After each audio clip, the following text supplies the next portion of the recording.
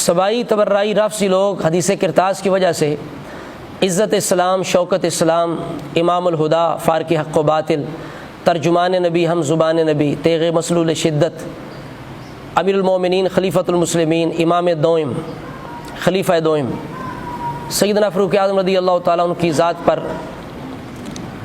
تنقید کرتے ہیں، طعن و تشنیع کرتے ہیں۔ ایک ملعون ایک مجلس کے اندر فرمائش کے طور پر ایک شعر پڑھتا ہے اور معاذ اللہ حضرت عمر فاروق رضی اللہ تعالیٰ عنہ کی طرف لعنت منسوب کرتا ہے، اور ساتھ کہتا ہے کہ یہ سنی اگر سچ مان لے تو ان کا مذہب ختم ہو جاتا ہے۔ انہیں کیا خبر کہ ان کا مذہب بے بنیاد ہے، اگر یہ خدا، مصطفیٰ، مرتضیٰ کو مان لے تو ان کا مذہب بھی ختم ہو جاتا ہے۔ یہ تو ان کے مذہب کی حالت ہے۔ جو یہ الزام لگاتے ہیں ابوبکر عمر عثمان پر، اللہ کے فضل و کرم سے آج تک یہ نہ ثابت کر سکیں اور نہ کر سکیں گے۔ انہیں کیا خبر عمر کی کیا شان ہے؟ عمر کی شان پوچھنی ہے تو یا خدا سے پوچھو، یا مصطفیٰ سے پوچھو، یا مرتضیٰ سے پوچھو۔ جب حضرت ابوبکر صدیق وصال فرمانے لگے تو آپ نے صحابہ سے کہا میں ایک فیصلہ کیا تمہارے لیے۔ انہوں نے کہا ہمیں منظور ہے۔ حضرت علی کھڑے ہو گئے، سمجھ گئے۔ آپ نے فرمایا اگر عمر ہے تو ہمیں قبول ہے، عمر کے علاوہ ہم کسی کو قبول نہیں کریں گے۔ یہ ہے شان عمر، یہ ہے حضرت علی کے دل میں محبت عمر۔ حضرت علی نے بیعت کی، ہاتھ میں آدھے کی امام بنایا، 10 سال تک تقریباً پیچھے کھڑے ہو کے نمازیں پڑھیں، اپنی شہزادی کا رشتہ دیا حضرت عمر کو، داماد بنایا، ام کلثوم کا رشتہ دے کے، اپنے بیٹے کا نام عمر رکھا، امام حسن نے اپنے بیٹے کا نام عمر رکھا، امام زین العابدین نے اپنے بیٹے کا نام عمر رکھا۔ ائمہ اہل بیت اس طرح محبت کرتے تھے ابوبکر عمر عثمان سے، کہتے ہیں نام کے اندر کیا پڑا ہے، انہوں نے نام رکھ لیا تو تم رکھو نا بھائی، ائمہ اہل بیت کی سنت اتنے تو ماننے والے ہو تو سنت پہ عمل کرو نا، رکھو نا ابوبکر عمر عثمان نام رکھو نا، پتہ چل جائے۔ نہیں تو پھر یزید رکھو نام، شمر رکھو، عمر بن سعد رکھو، نہیں رکھو گے کیوں؟ یہ دشمن اہل بیت ہیں۔ تو اگر یہ خلفائے ثلاثہ دشمنان اہل بیت ہوتے تو ائمہ اہل بیت ان کے ناموں پہ اپنے بچوں کے نام رکھتے۔ تو یہ مقام عمر ہے۔ حضرت عمر کی زبان کی کیا شان ہے کہ صحابہ کہتے ہیں جب عمر بولتے ہیں تو سکون ملتا ہے، تسکین نازل ہوتی ہے۔ حضرت علی کہتے ہیں صحابہ کے اندر یہ بات مشہور تھی، ما کننا نبعد ان السکینۃ تنطق علی لسان عمر، کہ ہم صحابہ کے اندر یہ بات مشہور تھی، ہم صحابہ اس بات کو بعید نہیں سمجھتے تھے کہ عمر کی زبان پہ سکون نازل ہوتا ہے، فرشتے کلام کرتے ہیں۔ اور رسول اللہ نے جو فرمایا ان اللہ جعل الحق علی لسان عمر وقلبہ، اللہ نے میرے عمر کی زبان دل پہ حق جاری فرما دیا ہے۔ فرمایا اگر میری امت کے اندر کوئی ملہم ہے، محدث ہے، تو وہ میرا عمر ہے۔ یہ شان عمر ہے۔ اور خصوصیات عمر میں سے موافقات عمر بھی ہیں کہ عمر رسول اللہ کی بارگاہ میں مشورہ دیتے ہیں، کوئی عرض کرتے ہیں، رب تعالیٰ قرآن نازل فرما دیتا ہے۔ کئی دفعہ ایسے ہوا کہ صحابہ سے مشورہ لیا، جو مشورہ عمر کا تھا رسول اللہ نے وہ قبول کر لیا۔ تو یہ حدیث کرتاس تو شان عمر ہے، یہ تو موافقت عمر ہے، اور یہ تو منقبت عمر ہے کہ جو عمر نے کہا رسول اللہ نے وہی تسلیم کر لیا، رسول اللہ کو سکون مل گیا، جو بے چینی تھی وہ دور ہو گئی۔ اس میں تو فاروق اعظم کی شان ہے حدیث کرتاس کے اندر، یہ تو شان ہے، یہ تو عظمت کی دلیل ہے فاروق اعظم کی۔ لیکن جو خود عیب دار ہیں انہیں عیب نظر آتا ہے۔ تو ہم آج کس موقع پر باقاعدہ حدیث کرتاس پہ گفتگو نہیں کر رہے، آج ہم صرف 12 اماموں کی نسبت سے صدقہ پنجا چاراں دا دشمنان عمر پر 12 سوالات کریں گے، 12 اماموں کی نسبت سے، ائمہ اہل بیت کی نسبت سے۔ جس طرح ہم نے اس سے پہلے دشمنان ابو بکر صدیق پر فدق کے مسئلے میں 5 سوال کیے تھے، آج تک جواب نہیں آیا، تو انشاءاللہ ان کا بھی جواب نہیں آئے گا، اور انشاءاللہ جلد ہم حدیث کرتاس پر باقاعدہ تحقیقی بیان جاری کریں گے۔ تو یہاں ہم صرف سوال کرنا چاہتے ہیں، تو لہٰذا جو ہم سوالات کرنے لگے ہیں، اگر ان میں سے کسی کا جواب کسی کے پاس اہل سنت کی کتاب میں سے کوئی بھی صحیح سند روایت مل جائے جو بالکل صریح ہو، متصل ہو، تو وہ پیش کرے، انشاءاللہ تعالیٰ قیامت آ سکتی ہے، لیکن صدقہ پنجا چاراں دا اس کا جواب نہیں آئے گا۔ پہلا سوال یہ ہے، کہتے ہیں کہ رسول اللہ نے جو کاغذ قلم مانگا وہ حضرت علی کی خلافت لکھنا چاہتے تھے، تو ہمارا سوال یہ ہے کہ تمہیں کہاں سے خبر آ گئی، تمہارے پاس کون سی اس کی دلیل ہے کہ رسول اللہ خلافت علی لکھنا چاہتے تھے؟ ادھر کہتے ہو غدیر خم کے موقع پر دین بھی مکمل ہو گیا اور اعلان خلافت بلا فصل کا اعلان ہو گیا، اب کہتے ہو ابھی رہ گئی، عمر نے نہ لکھنے دی، تو تمہیں کس نے بتایا کہ رسول اللہ نے جو کاغذ قلم مانگا وہ خلافت علی کے لیے مانگا؟ اس کا جواب پیش کرو، یہ پہلا سوال ہے۔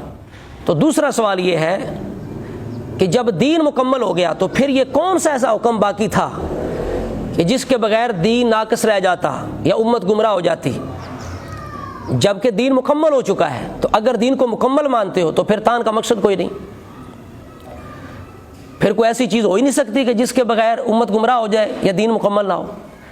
تو اس کا جواب پیش کرو کہ اگر دین مکمل ہے تو پھر کمزوری کیسے رہ سکتی ہے، اور اگر کمزوری ہے تو پھر دین مکمل تم نے نہ مانا۔ تیسرا سوال یہ ہے کہ کیا نبی کسی کے روکنے سے رک جاتا ہے، اللہ کے پیغام سے رک جاتا ہے؟ یا ایھا الرسول بلغ ما انزل الیک من ربک وان لم تفعل فما بلغت رسالتہ واللہ یعصمک من الناس۔ کیا نبی روک جاتا ہے کسی کے روکنے سے؟ تو یہ کیا رسول اللہ کی توہین نہیں ہے؟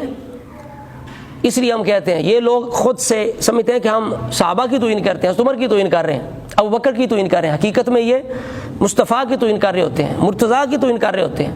اب یہاں بھی یہ معاملہ ہے، یہ اصل میں حضرت عمر کی توہین نہیں ہے، رسول اللہ کی توہین ہے، جو کہتے ہیں جی وہ لکھنا چاہتے تھے، بڑی ضروری بات تھی لیکن عمر نے روکا تو روک گئے۔ تو اس کا جواب دو کہ کیا نبی رک جاتا ہے کسی کے روکنے سے؟ اور چوتھا سوال کیا ہے کہ کیا رسول اللہ کی اسی وقت وفات ہو گئی، آپ کا اسی وقت وصال ہو گیا کہ آپ 4 دن حیات رہے؟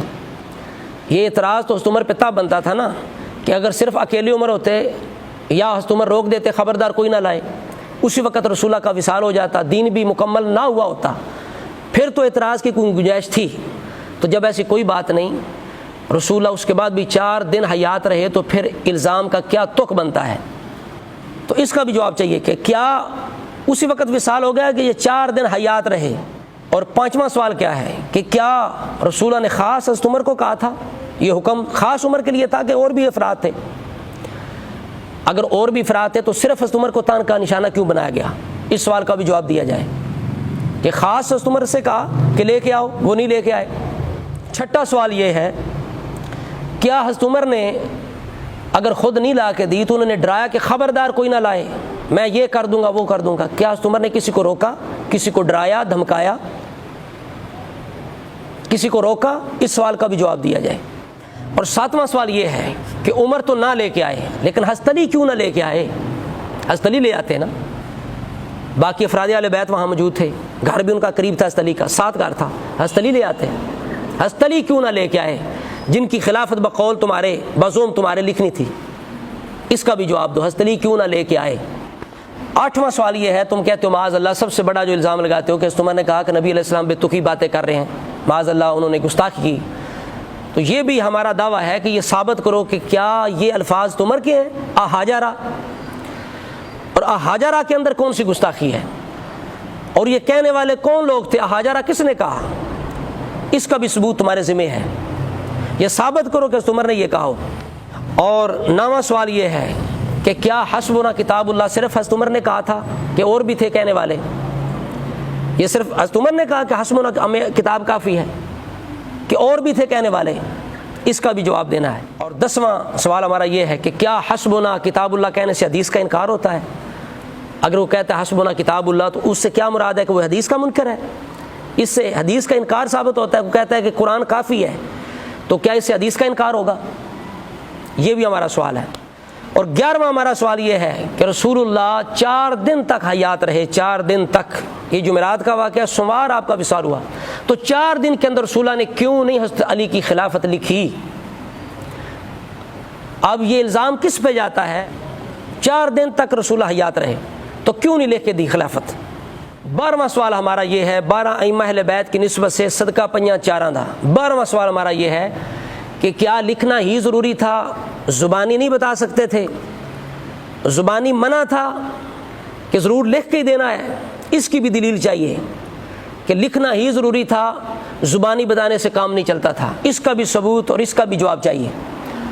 12 ائمہ اہل بیت کی نسبت سے 12 سوالات کی حدیث کرتاس کے متعلق دشمنان حضرت عمر پر اس امام موسیٰ کاظم کے بیٹے نے اور مجنون عمر نے، وقت تا قیامت ہے اہل سنت کی کتابوں سے صحیح سند روایت سری ہو، متصل ہو، جواب کے اندر لے آؤ، کسی سوال کے جواب میں پتہ چل جائے گا کہ حق کو کون مانتا ہے کون نہیں مانتا، اور حق کو تسلیم کرنے سے کس کا مذہب ختم ہو جاتا ہے۔ یہ فیصلہ انشاءاللہ ہو جائے گا۔ اللہ تعالی ہم سب کو فتنوں سے نجات عطا فرمائے۔ السلام علیکم۔